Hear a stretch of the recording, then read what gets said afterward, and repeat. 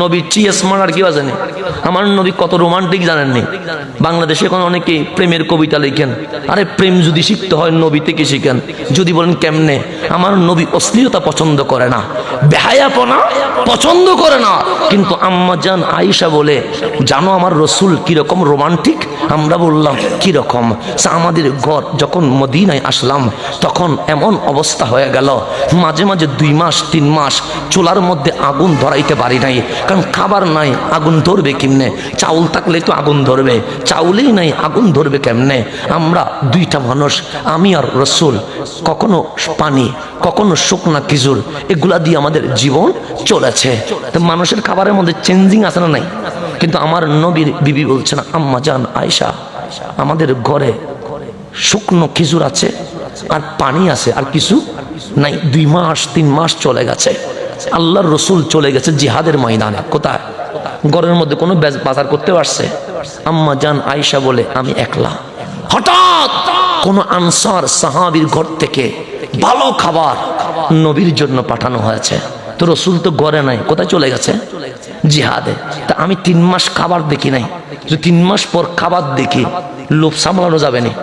আম্মা জান আয়েশা বলে, আমি খাবারটা খুলেও দেখি নাই, আমি বড় যত্ন করে রেখে দিয়েছি। কেন? আমার নবী আসলে একসাথে বসে খাবো। এটার নাম প্রেম ছিল। আম্মা জান আয়েশা বলে, আমি ফ্রিজ তো নাই, গরম করে করে রাখতে লাগলাম। 3-4 দিন পর ইসলামের বিজয় হয়ে গেল। রহমতুল্লিল আলামিন ঘরে আসলেন। আমি আয়েশা বললাম, নবী গো, আপনি অনেক পেরেশান ক্লান্ত হয়ে গেছেন, আপনি ফ্রেশ হয়ে নেন, গোসল করে নেন। আমি আয়েশা আপনার জন্য খাবারের কি করব, ব্যবস্থা করব। দস্তরখানা বিছাইলেন, খাবার নিয়ে আসলেন, 2টা প্লেট রাখলেন। আমার নবী আসলেন, বসলেন, দেখে খুব চমৎকার খাবার।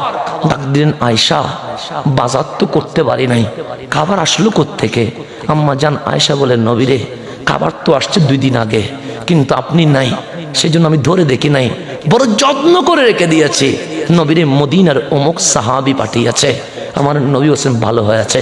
বসলেন, প্লেট কয়টা? কয়টা?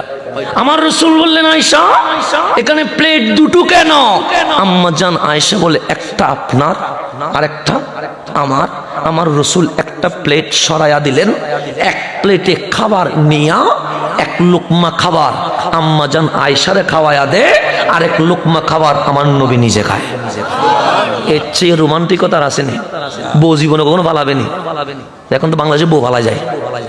আমার নবীর সুন্নত যদি আপনি আমি আমল করি, জীবনে কখনো বউ যাবেনি, গর্ভরাটাই জান্নাত হয়ে যাবে। রসুলের সুন্নত এটা না। রসুলের মতো রোমান্টিক এই জমিনের মধ্যে আর কাউরে পাওয়া যাবে না। সেই জন্য আমার নবীর আদর্শ নিতে হবে বন্ধু। কোন নায়ক নায়িকার আদর্শ নিয়ে